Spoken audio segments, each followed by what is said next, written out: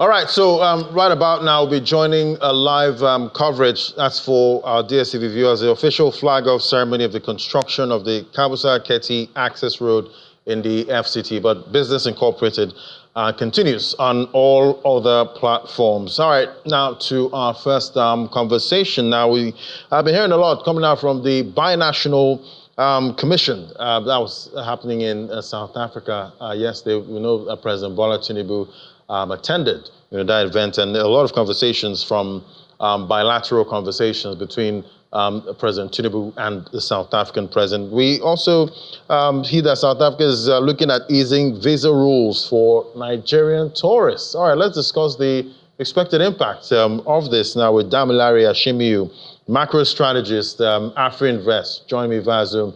Great to have you on the show. Good afternoon, Ladi. Compliments of the season. Compliments of the season. And, looking at this is actually coming, at a time like this when we have the Yuletide season right now with South Africa, easing travel restrictions at this point. Talk to me about the economic impact of this. And I guess maybe Nigerians will be visiting South Africa for this Christmas.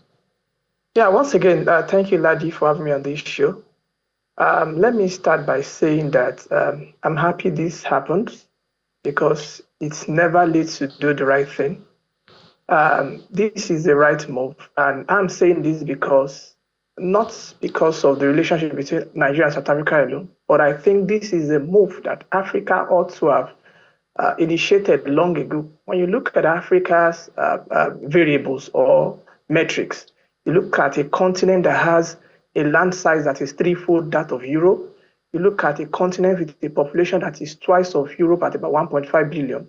When you now look at it in terms of the trade that goes on within those 54 countries that make up the African nation, the trade size based on 2023 number is just in the region of about 3.1 trillion US dollars. But when you compare that to Europe with a smaller population, smaller landmass, you're seeing trade of about 17.3 trillion.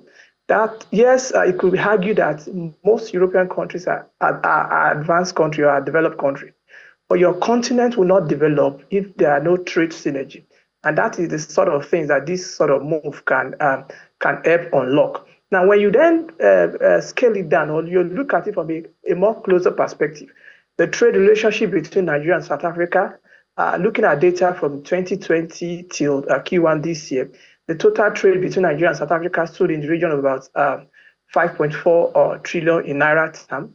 And out of this size, right, export has been around 4.4, while the balance is import. So meaning that Nigeria has the trade surplus over South Africa.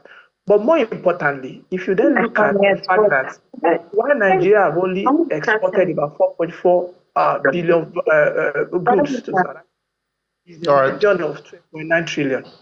And when you then look at the size of Nigeria's trade with the entirety of Africa since the pandemic, since 2020, that is just in the region of about 13 to 14 trillion. But to India alone, we have done export of about 12.9 trillion. So, which means that Nigeria's trade with South Africa is very low. South Africa trade to Nigeria is even more lower because the business environment is not very conducive. So, this kind of initiative is a win-win for the two countries, especially from the South African end, because when you look at it, right, the new policy is saying they are removing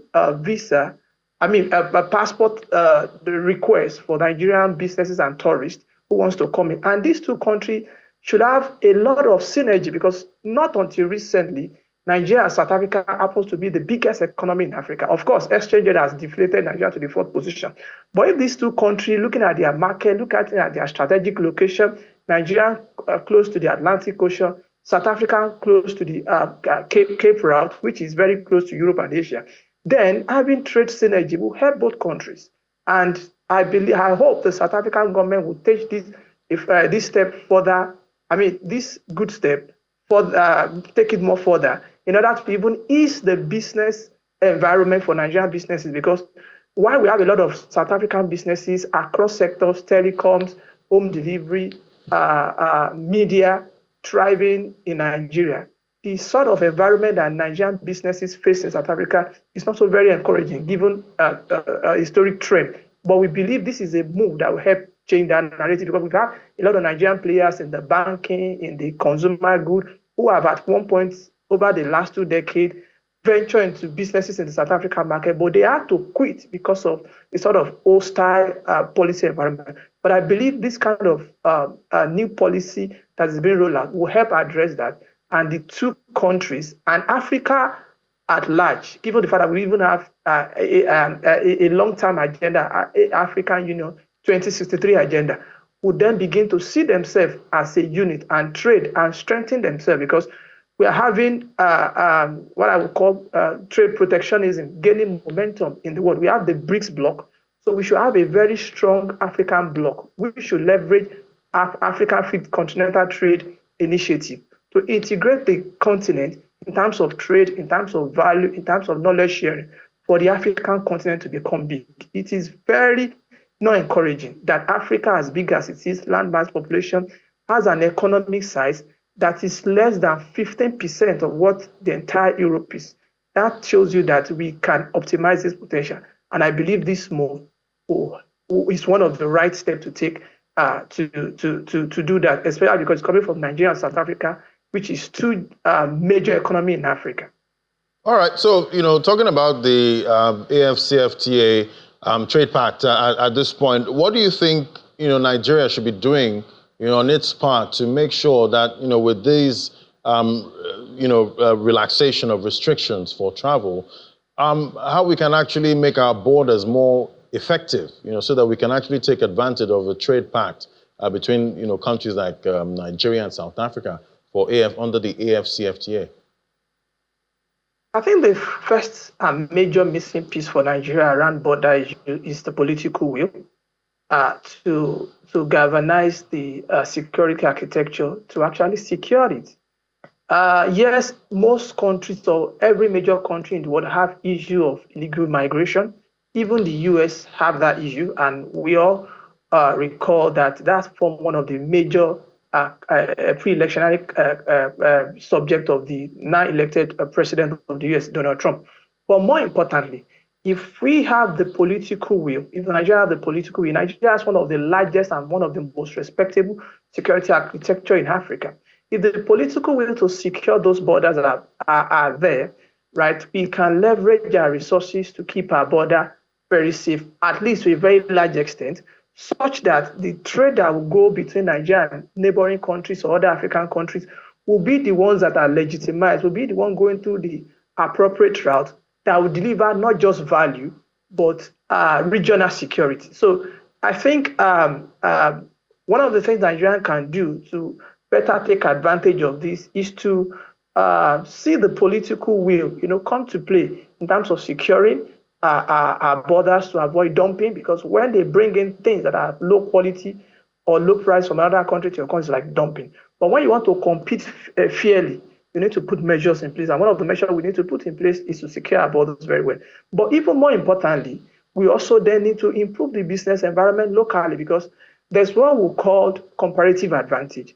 A country will not have comparative advantage if the average cost of its output, even if you assume that quality is uniform. In real sense, quality is not uniform. But even if we assume that quality is uniform, right, Nigeria will continue to struggle to optimize or maximize or benefit from this sort of arrangement or this sort of regional integration that after agreement has brought about in terms of ability of countries in Africa to trade good among themselves. Nigeria will not be able to benefit adequately if the business environment is not conducive enough. If Nigerian businesses are not able to produce at a rate that when they offer the good to other African countries at their own final price, it is not competitive. So by and large, aside addressing the issue of our border, we then need to also look inward, address challenges facing manufacturers, because one of the major things that we can do is to encourage our manufacturers as much as possible in terms of power, in terms of logistics, in terms of the challenges being faced at the port, to be able to produce at competitive price, transport it, and package it very well. So when all these variables or these factors are properly put in place, then Nigeria would benefit significantly, because Nigeria have a lot of, has a very big market, and also have a lot of talented people, experts in different fields, especially in the area of manufacturing. But what is the missing piece? Nigeria can actually be the factory of the African continent, just like China is the factory of the world, accounting for about 18% of global trade. So Nigeria can also be the factory of Africa, supplying nothing less than 30% of manufacturing from Africa.